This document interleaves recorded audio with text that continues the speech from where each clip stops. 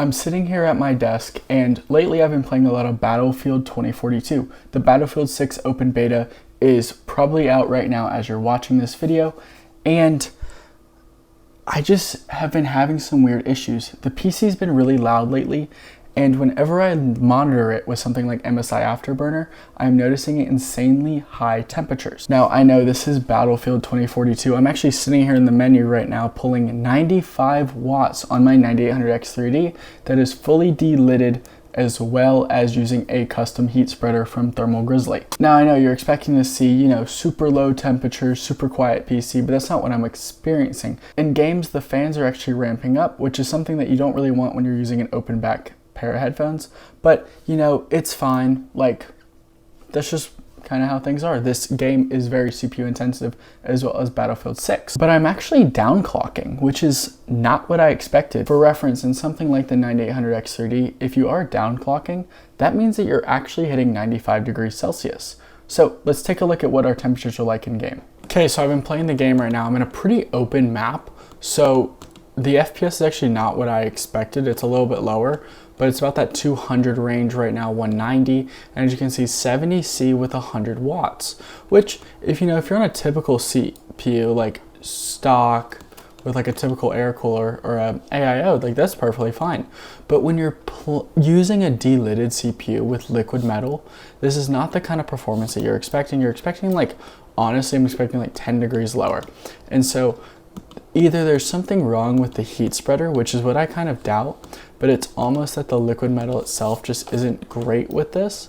So that's why we're actually going to be trying out this as the solution to seeing if this can actually fix my problems. Because as you can see, at 100 watts, 70C is just not amazing. We aren't downclocking. Like earlier, I was actually, like, the match before I started filming, I was having those issues, but now we're not. And this right here is the solution. It's the Phase Sheet PTM by Thermal Grizzly. I've shown this stuff off before. Like, it's nothing slick new to you guys on the channel if you've watched me before. But basically all it is this is just a Honeywell PTM 7950 that you can put on. I've used this on GPUs now. I've used this on... Have I used this on a CPU? I've used this on my laptop CPU, but I've never actually done it on my PC, and my 5090 already has something similar to this. So I think it's about time that I put this. We're going to start with just under the die. So no on top of the die, because I want to see if this actually works first before we even get it to see if it's a proof of concept. I do have two of these, so I can put it on top of the die as well and fully get rid of paste. And if it doesn't work, I can just switch back to the stock IHS, put some liquid metal on it, and act like this never happened. Alright, so we have taken apart the PC now, just taken off the cooler. As you can see, very good paste. It does look like there's a lot more kind of in the center, but that's exactly where the IHS is, so it doesn't matter. As well as here it is on the cold plate. Looks perfectly fine. As you can see, this actually is an offset, so it makes perfect sense. That's why there's none on the top. But I'm going to take apart the IHS now, and then we'll get to cleaning up all the liquid metal.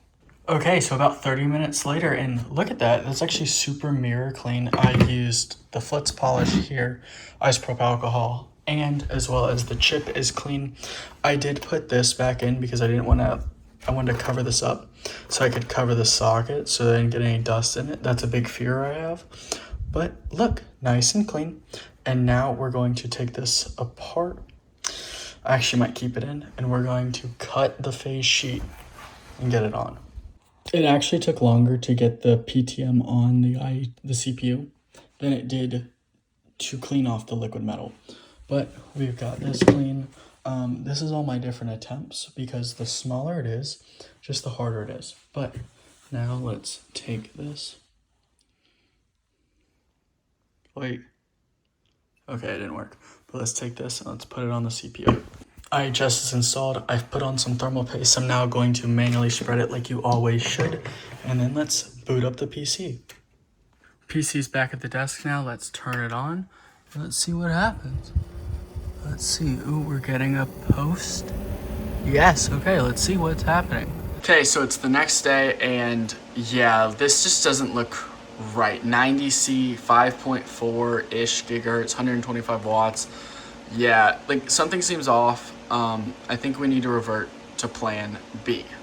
Now, what is plan B, you may ask? Well, it's going back to liquid metal and then using the OGIHS, the one that you get on every CPU, instead of Thermal Grizzly, and then throwing on a good old, where is it, my contact flame that's in here. That way we don't have to worry about IHS moving and stuff. Definitely need to clean this, but yeah.